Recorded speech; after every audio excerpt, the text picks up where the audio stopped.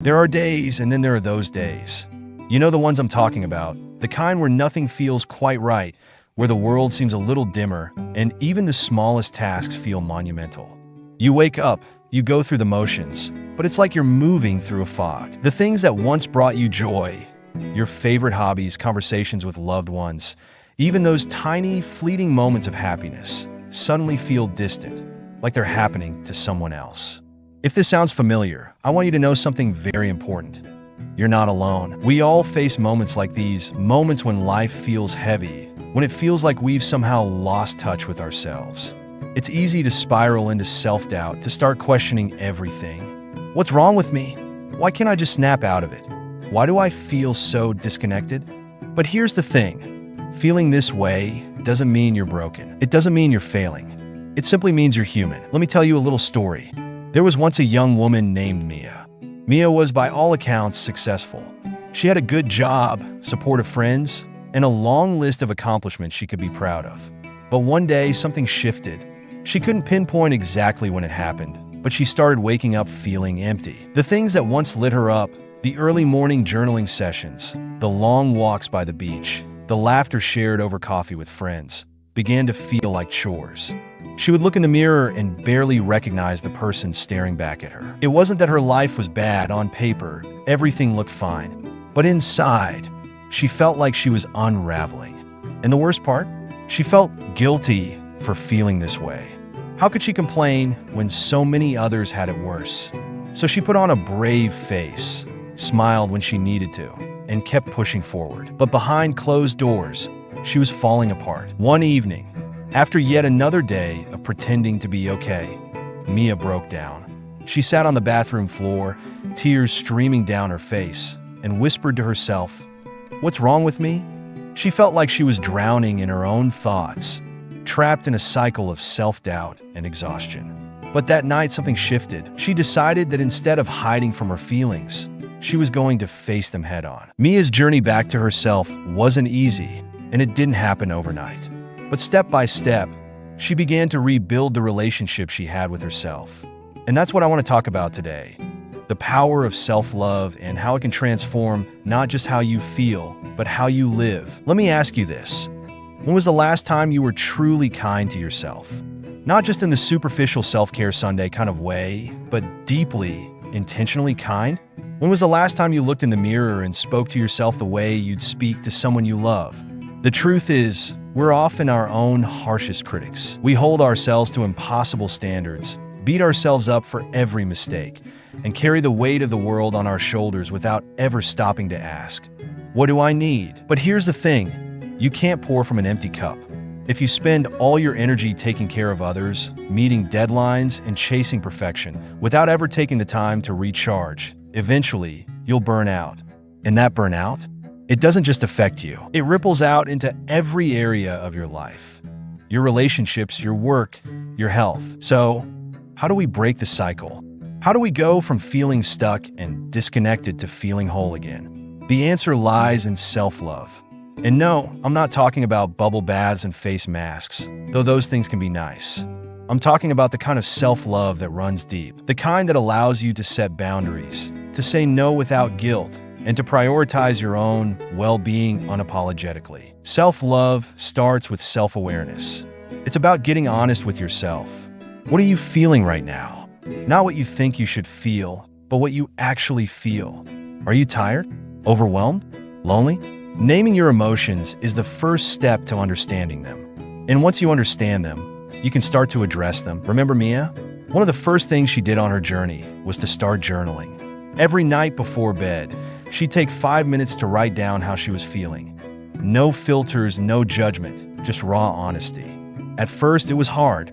She wasn't used to being vulnerable, even with herself.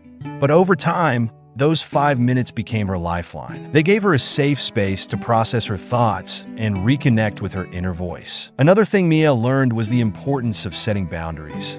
This was a tough one for her because she was a people pleaser by nature. She hated saying no, but she realized that constantly putting others' needs above her own was draining her energy. So, she started small. She said no to plans that didn't excite her. She turned off her phone after 9 p.m. to give herself some quiet time. And you know what? The world didn't fall apart.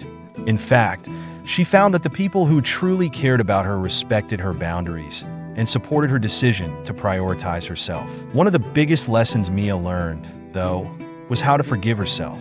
For years, she had been carrying the weight of her mistakes. Things she said, things she did, things she didn't do.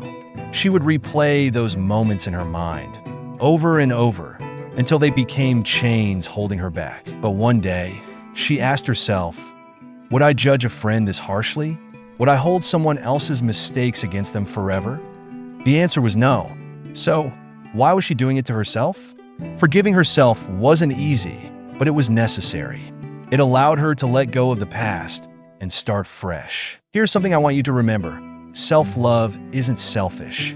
It's not about putting yourself above others or ignoring the needs of the people around you. It's about recognizing that you deserve the same care, compassion, and kindness that you so freely give to others. It's about understanding that your worth isn't tied to your productivity or your achievements. You are worthy simply because you exist. Let me ask you this. If you could talk to your younger self, what would you say? Would you criticize them for their mistakes? Would you point out all the ways they fell short? Or would you tell them how proud you are of how far they've come? Would you remind them that they're strong, resilient, and capable of so much more than they realize? Because here's the thing, the younger version of you, they're still here. They're still a part of who you are, and they deserve your love and encouragement, just as much now as they did back then. As you go through this journey of self-love, you'll start to notice something amazing. The more you pour into yourself, the more you'll have to give to others. You'll show up as a better partner, friend, parent, or colleague because you're no longer running on empty. You'll find joy in the little things again. The sound of laughter, the warmth of the sun on your skin, the taste of your favorite meal. Life will start to feel vibrant and colorful again. And when those tough days come around, and they will, you'll be better equipped to handle them. Because self-love doesn't mean never feeling sad or frustrated or overwhelmed. It means knowing how to hold space for those feelings without letting them consume you. It means being your own safe haven, your own biggest cheerleader, your own source of strength. So, if you're feeling stuck right now, if you're looking for a sign to start prioritizing yourself, this is it. Take a deep breath. Look in the mirror and remind yourself that you are enough, exactly as you are. You don't need to earn your worth. You don't need to prove anything to anyone. You are deserving of love, kindness, and happiness just as much as anyone else. Your journey won't look like anyone else's, and that's okay. It's not about perfection. It's about progress. It's about taking small, intentional steps every day to nurture yourself and build a life that feels authentic to who you are. And if you ever doubt yourself, remember Mia's story. Remember that even on her darkest days, she found a way to keep going. And so can you. Because no matter how lost you feel, no matter how heavy life seems, there is always a way forward.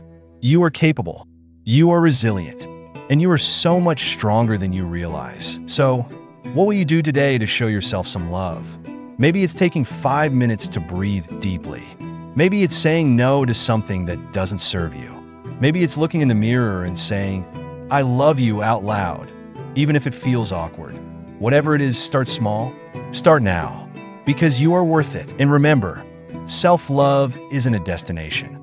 It's a journey, one that you deserve to fully embrace. Keep going. You've got this. If this message resonated with you, don't just sit on it. Take action. Share this video with someone who needs to hear it. And remember, you are unstoppable. Now, go out there and prove it to yourself. Your growth journey starts now. Subscribe for more inspiring content, and let's build the life you deserve, one step at a time.